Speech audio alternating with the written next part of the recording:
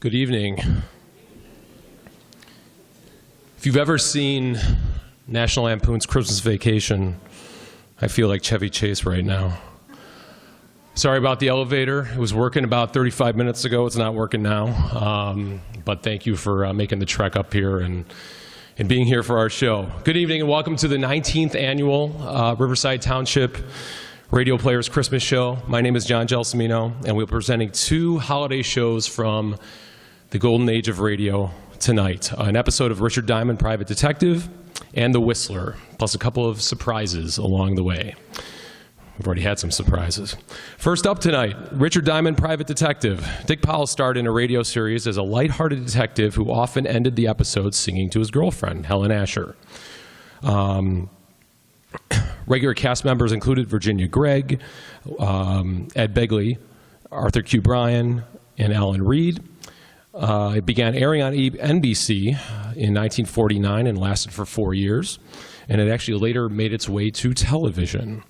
Its theme, Leave It to Love, was whistled by Powell at the beginning of each episode. Both of our shows tonight are actually from Christmas 1949. Our first broadcast is from Christmas Eve 1949. You would turn to WMAQ if you were local and listen to NBC for this contemporary Christmas carol on Richard Diamond, Private Detective.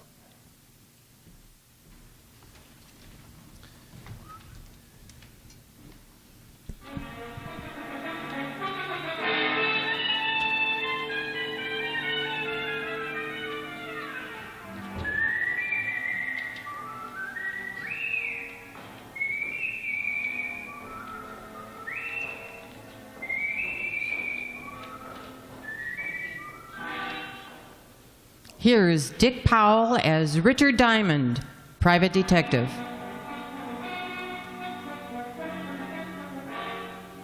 Hello there. This is Diamond.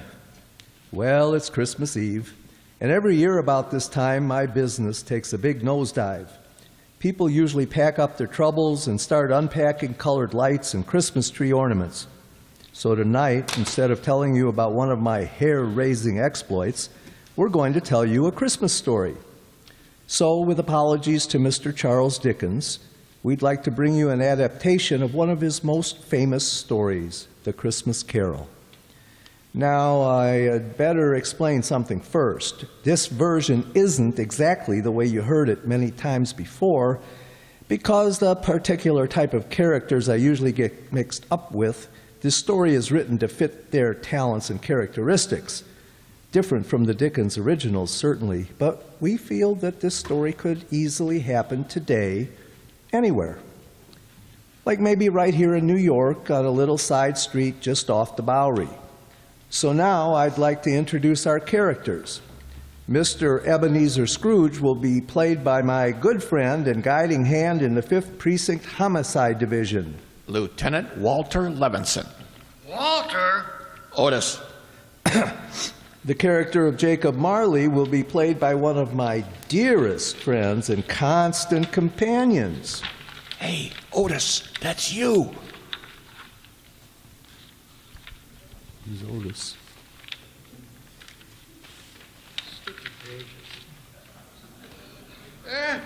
Oh. Sergeant Otis Loveloon. Loveloon. Walt. Oh, I'm sorry, Helen. Well, Tiny Tim will be played by our corner newsboy. Johnny Rowans. Tiny Tim's mother will be played by my red-headed gal friend. Helen Asher. The rest of the characters will be played by members of the 5th Precinct Police Station. Officer O'Reilly. Officer Lund. Officer Lefkowitz. Sergeant Miller. The music will be furnished by the 5th Precinct Police Band, directed by Patrolman Worth. And now, our version of that Christmas classic, Charles Dickens' A Christmas Carol.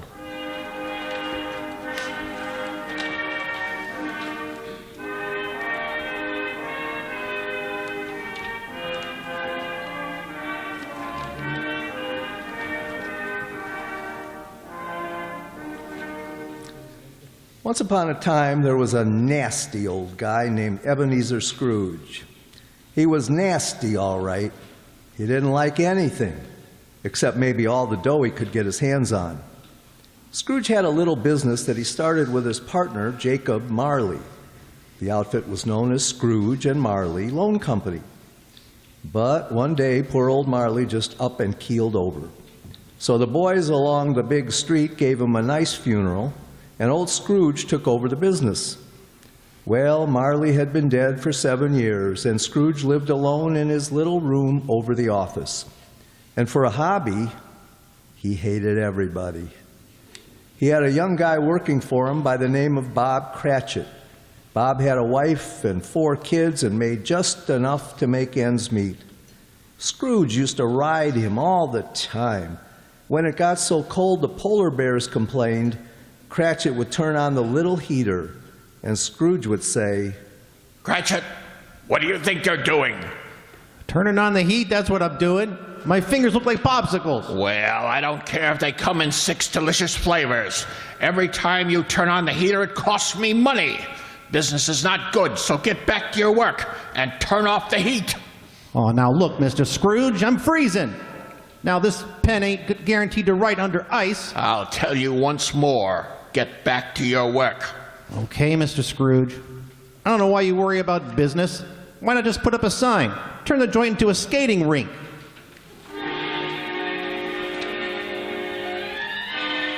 Now, this was no time for any decent guy to act like that. It was Christmas Eve. Along about 5 o'clock, into the office came Scrooge's nephew, Fred. Well, Merry Christmas, Bob. Merry Christmas to you, Fred. Yeah, get back to your work, Cratchit. Okay. Yeah. Well, Merry Christmas, Uncle. Oh, swell. Merry Christmas. Humbug. Humbug? Yeah, humbug. My old man didn't like Christmas, and that's what he used to say. Humbug. Okay, humbug. But it's still Christmas, and I don't see where you get off not liking it. This is supposed to be the time everybody gets with it. Everything stops that ain't much good, and you put your arm around the neck of the next guy and you tell him, Merry Christmas. Yeah, I'll put my arm around you with a hammer at the end of it if you don't lay off that goodwill stuff. Look, what's with you? What have you got against Christmas? You show me a way to make $100 every Christmas and I'll fall in love with it. Every time the holidays roll around, nobody pays their bills and they all run around like they own the Chrysler Building. Look at you, $60 a week, and you're coming on like Rockefeller. Well, sure, I make a lousy $60, but it ain't easy. But once a year, something happens with people. Everybody in this big world, well, nearly everybody, Bah. because this is the day that somebody else started to make things right for us. And he had a really tough time doing it. It's more than just remembering. It's feeling. It's all around. Your Christmas has got to be merry. Don't you get it? You want me to be merry? Well, sure. Then go get some of these joyous clients of mine to pay off their loans. The missus wanted me to invite you to dinner tomorrow. Don't hold your breath. Okay. Merry Christmas, Bob. Merry Christmas, Fred. Merry Christmas, Uncle. Merry Christmas, Merry Christmas. Ah, bah, humbug!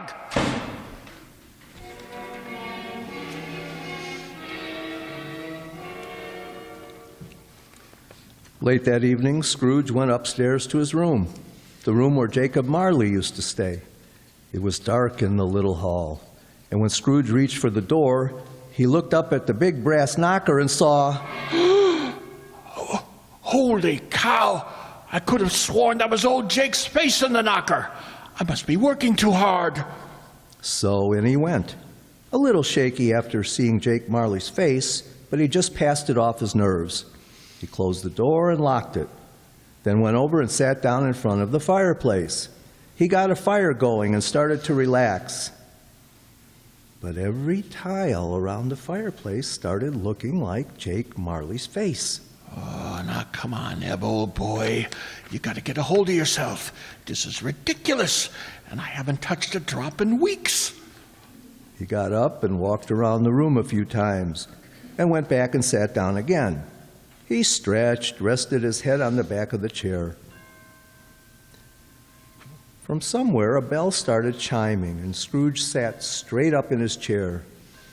He heard something else, too, something from downstairs. Whoa, what the?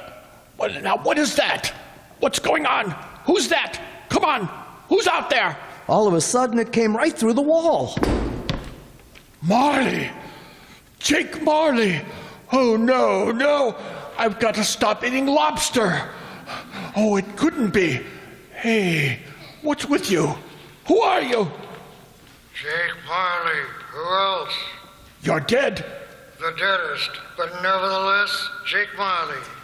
He's a ghost. You're very sharp today, Scrooge, old boy. I don't believe it. You got eyes, ain't you? Yeah, and I got a bad stomach, too. That's who you are. Nothing but a bad case of indigestion. You don't think I'm a ghost, huh? Okay, maybe a good scare will change your mind. Oh, no, stay away from me. I believe you. Sold on the idea? Yeah, but why did you have to come to see me? Regulations. Every man is supposed to live his life and help his buddies. If he don't do it while he's alive, then he's got to do it after he kicks off. Now stop that! Hey, what's with all those chains and things you got wrapped around you? Oh, these? Well, this here chain is like my life. Each one of these links is something I did wrong. But why do you have to haul it around with you? Why don't you check it someplace? Scrooge, old boy, when we was in business together, I never took time out to do any good. I just kept making a buck and figured that was enough. Well, now I got to pay for it. I got to haul this chain around and try to make up for all the things I didn't do when I was alive. But why come to me? Because you're going to end up just like me unless we do something in a hurry. Now, I haven't got much time, so you'd better listen. Oh, I don't want to be like you. I'll listen. Okay. You're going to have 3 visitors. You're going to be haunted by 3 spirits. Oh, no. It's the only way you can keep from being like me. When you hear that bell strike 1, the first one will be here. Well, I got to be going. You won't see me again. But you remember what I told you. So long, Scrooge, old boy. Your goosebumps can relax now.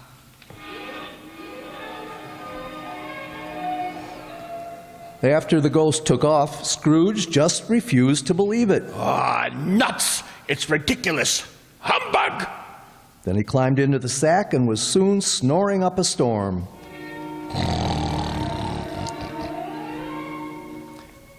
When Scrooge awoke, it was still dark, and the bell from the church on 53rd Street was striking 12. He laid awake, listening and thinking to himself. It's just a dream. Ghosts. Bah! Finally, he dropped off again and slept for about an hour. Then the big bell struck 1. 1 o'clock. And I don't see no ghost. I knew it was something I ate. Huh? All of a sudden, a big light flashed into the room. The first of the spirits stood before him. Oh, Jake was right. Are you the first spirit that Jake said would come to haunt me? Yeah, you know it. Well, who are you? Me? I'm the ghost of Christmas past. Yeah? How long past? Your past. Come on. We're gonna take a walk. Where are we going? Just relax. I'm running this tour. Well, let me get my pants. You got 'em. Hey, they're on me.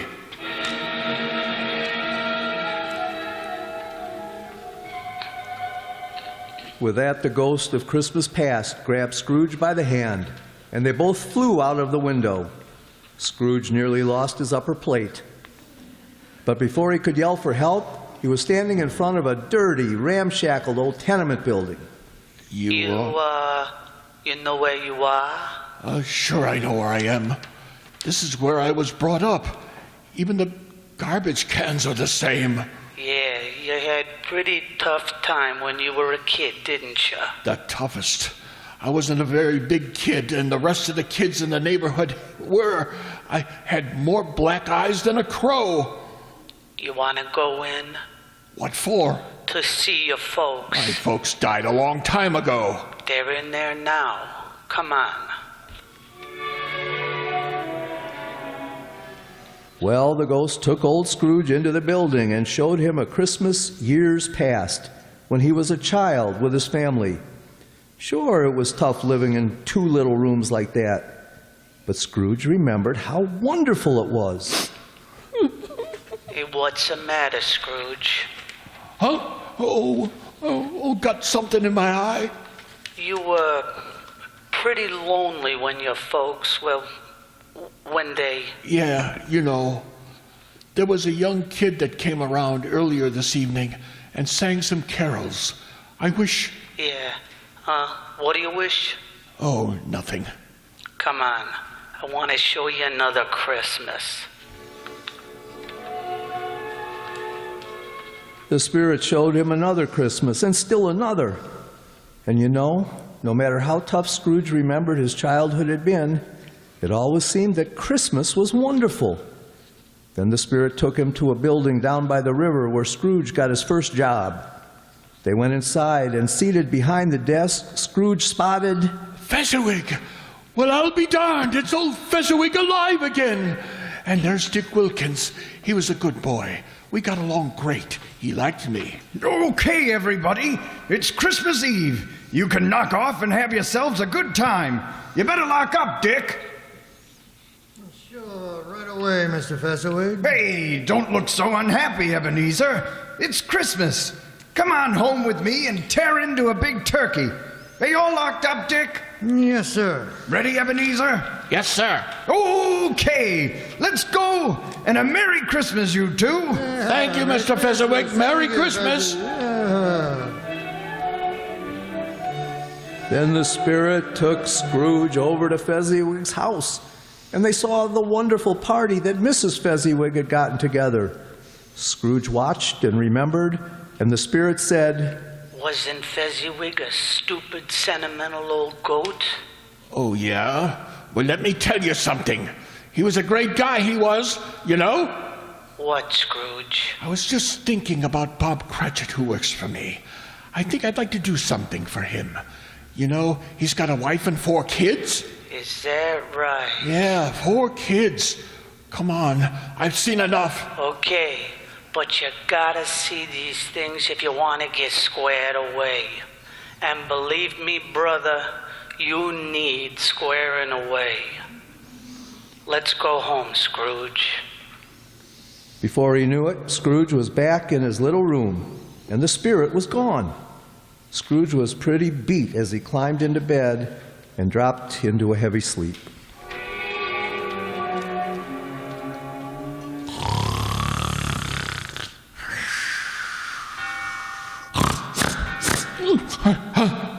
What's that? It's 2 o'clock. Hey, that light in the other room. I've got burglars. Hey, Scrooge. Scrooge, come on in. What's that? What are you doing in the other room? Come on in. Take a look. It's pretty nifty. Hey, what is this? What have you done to the room? It looks like Macy's window. Where did you get all the holly and the mistletoe? And how did you get it in here? You like it? Oh, for Pete's sake. A Christmas tree. Who are you?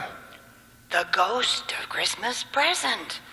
Now, don't tell me you don't like the way I fix things up. I worked pretty hard. Oh, the second ghost. Oh, okay. Take me wherever where you want to go, but believe me, the next time I'll try the train. Come on, let's go.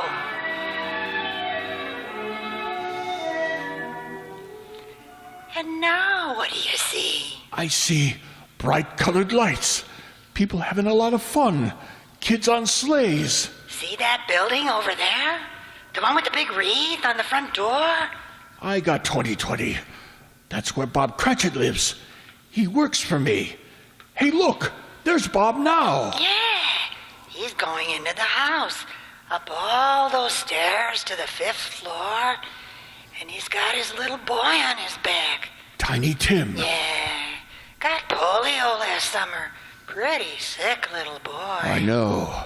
Bob said he needed a lot of care if he was ever going to walk again. Let's take a peek. Hi. Hello, honey.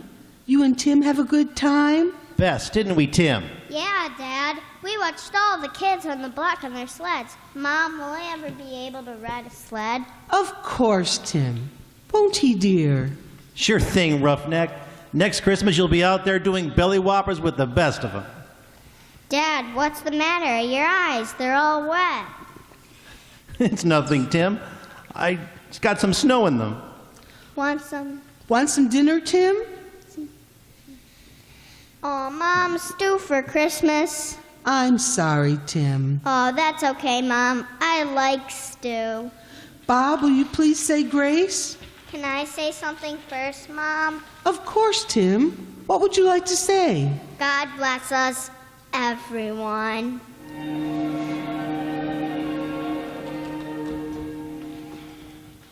What's the matter, Scrooge, old boy? Got some snow in your eyes, too? Tell me something. Sure, if I can. What about Tiny Tim? Can't say for sure.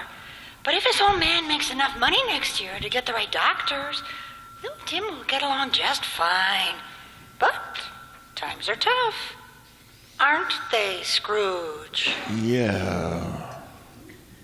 Now the spirit of Christmas present took Scrooge to many places and showed him a lot of happiness and a lot of misery.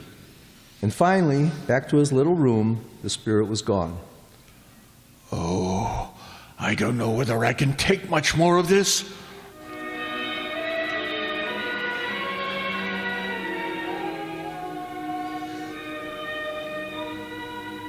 Then the new ghost drifted in. This was the worst yet. He was really done up for haunting. He was all dressed in black with one arm sticking out, pointing right at poor old Scrooge. This was the last one of the spirits. Scrooge's knees sounded like castanets on a reducing machine. Okay, you don't have to tell me. You're the ghost of the Christmas that hasn't come yet. You, I'm really scared of. The ghost took off with Scrooge right after him. The city disappeared, and Scrooge found himself on the outskirts of town, standing in a graveyard. The night was howling like it was mad. And as Scrooge looked down, he saw... Hey, what's this? What's this stone? The black spirit stood still and pointed, so Scrooge leaned down and pulled away the bushes and saw it was a tombstone. Why, there's a name here. Ebenezer. Scrooge! Oh, no, not this. Believe me, I don't want this. I know I've done wrong, but I'm not kidding. I really know what Christmas means. It doesn't mean just today or tomorrow. It's every day of your life. I swear I'll be better. Only take me away from this. Let me try. Let me try to make Christmas right for me and for everyone else. Please, don't let this happen. Give me another chance. Well, don't just stand there. Put your hand or your arm back, or you'll catch cold. Well, say something.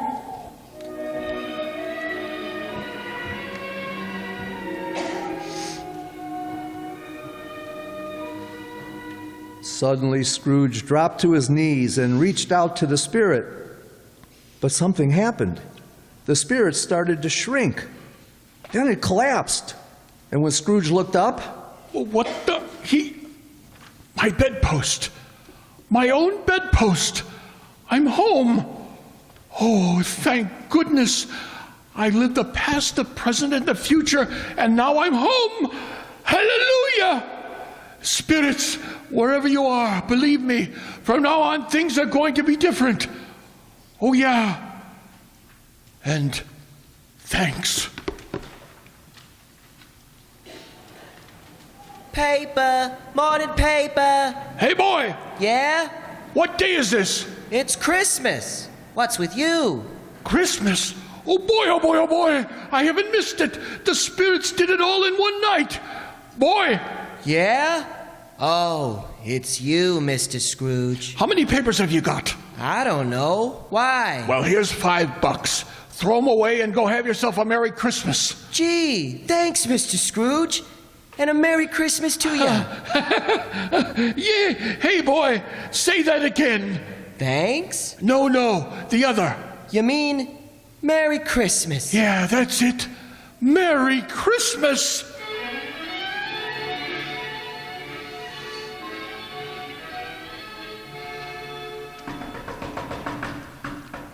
Okay, I'm coming.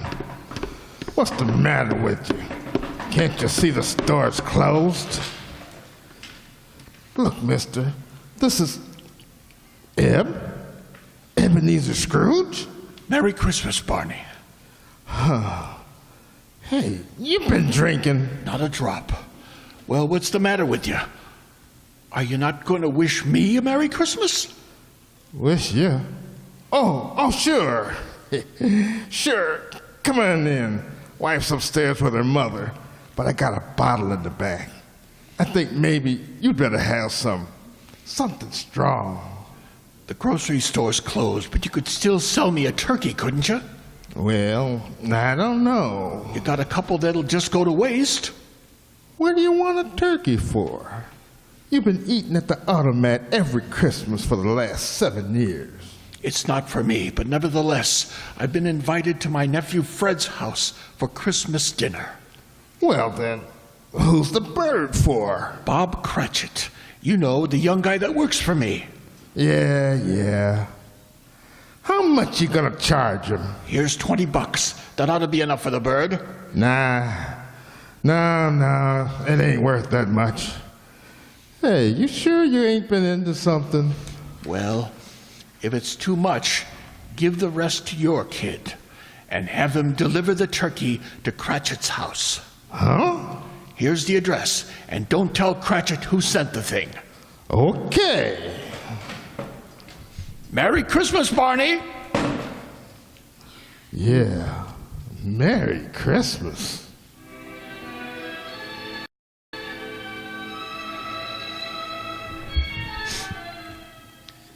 Well, old Scrooge went back to his room and took out an old blue suit out of the mothballs.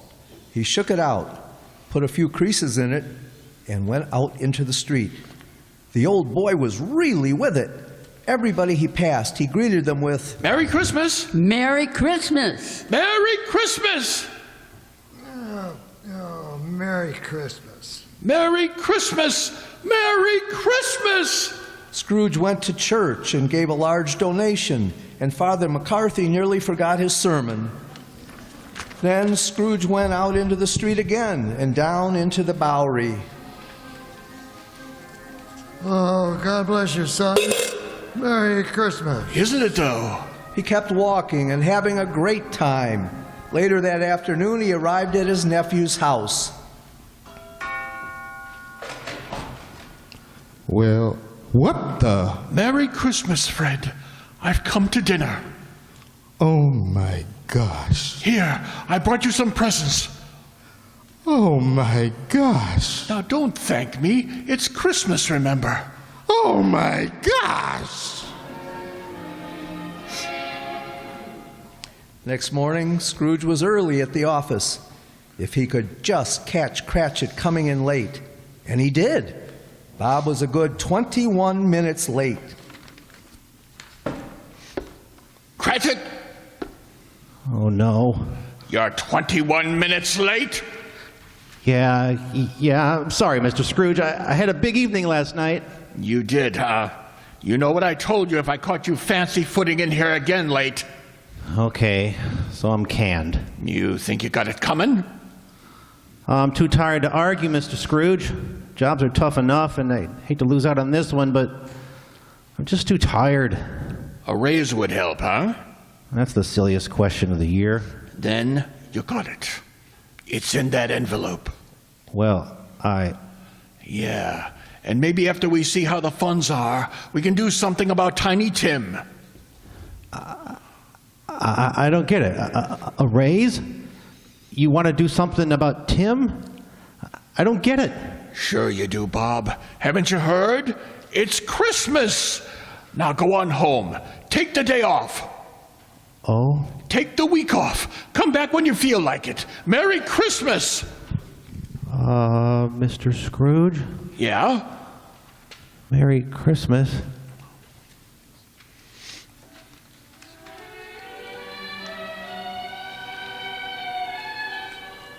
And Scrooge really did it. He was as good as his word, better even. He made it the merriest Christmas ever. And later, things got better. He took care of Tiny Tim. Sure enough, Tim was out on his sled the next Christmas doing belly whoppers with the best of them. Every Christmas thereafter, all along the big street, it was said, if anyone knew how to make Christmas merry, old Ebenezer Scrooge was that one. And I hope that can really be said about all of us. Just like Tiny Tim said. God bless us, everyone. That's right, Tim. God bless us, everyone.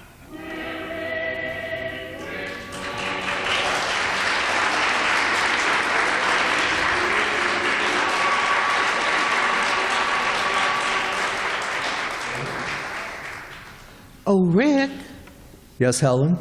that was wonderful. Not quite the way Dickens wrote it, but it meant the same thing. Did you really like it, baby? I loved it. No reason in the world why old Scrooge couldn't have been living right here today. You caught the spirit, and that's what counts.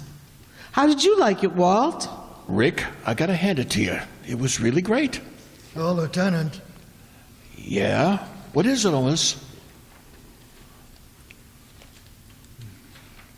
How'd I do in the play? You were magnificent, Sergeant. You know, I bet if I study for a couple weeks, I'd get a part on Broadway. To be or not to be? That's the question. Oh, no. Now, Walt, leave him alone. Oh, sure. Monsieur Otis? Huh? Wouldst thou accompany me over to the punch bowl for a short flag and a nectar? Sure, I would.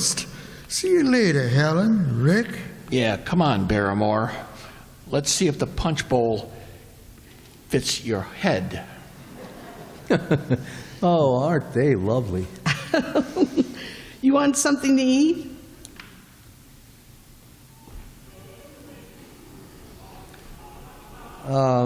Hey, wait a minute. What's the matter? Listen.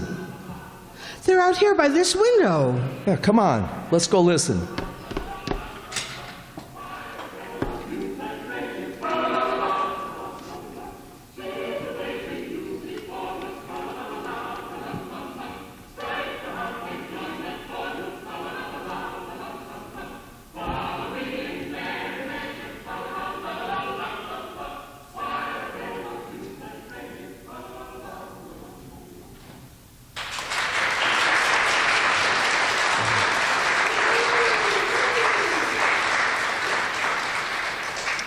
Oh, wasn't that wonderful, Rick?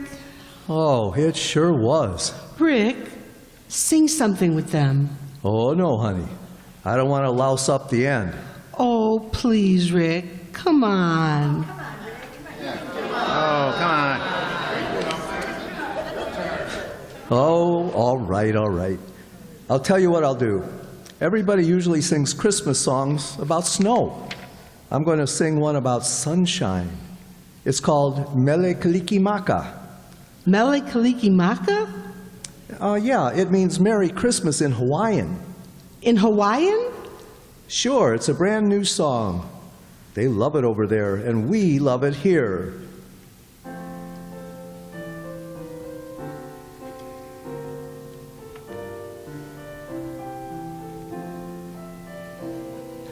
Mele Kalikimaka is the thing to say on a bright Hawaiian Christmas day.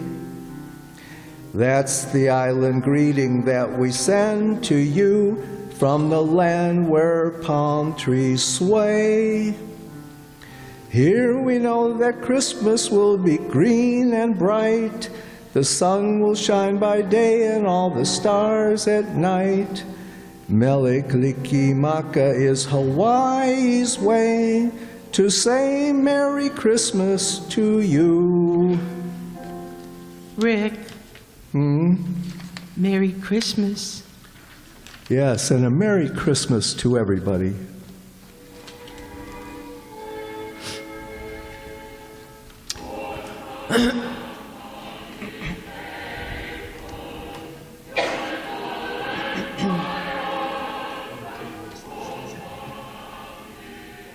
Down in Wilkes-Barre, Pennsylvania, radio station WBRE today is celebrating its silver anniversary of serving the people of the coal country with better programming.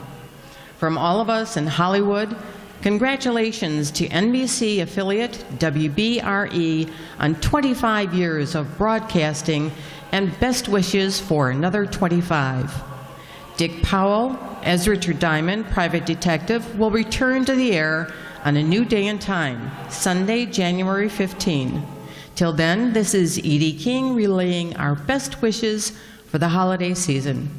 Now hear Home for Christmas on Hopalong Cassidy on NBC.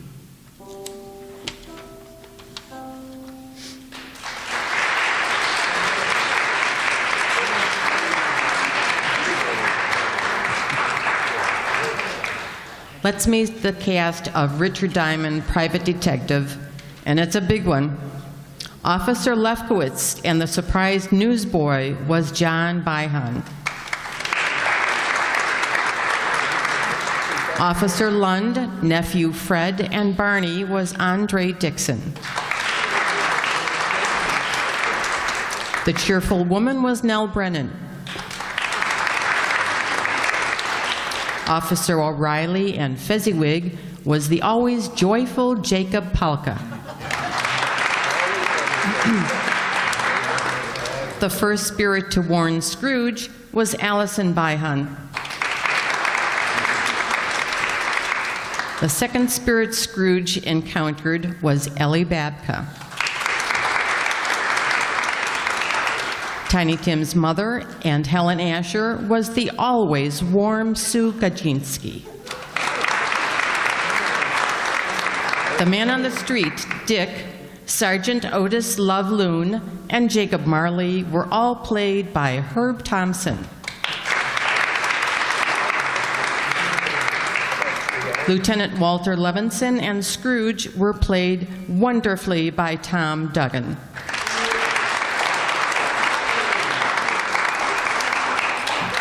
Private Detective Richard Diamond was played by the always capable slut. Oh no, there's an H there. Sleuth. Always capable sleuth, Jay Sommerfeld.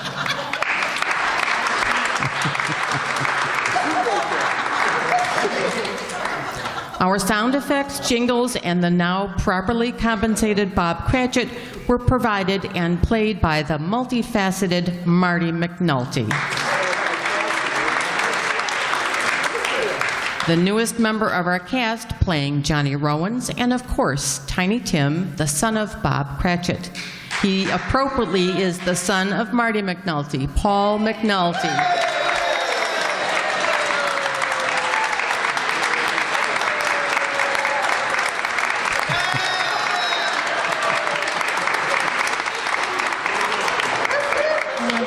And I'm your announcer for the evening, Kathy Juarez.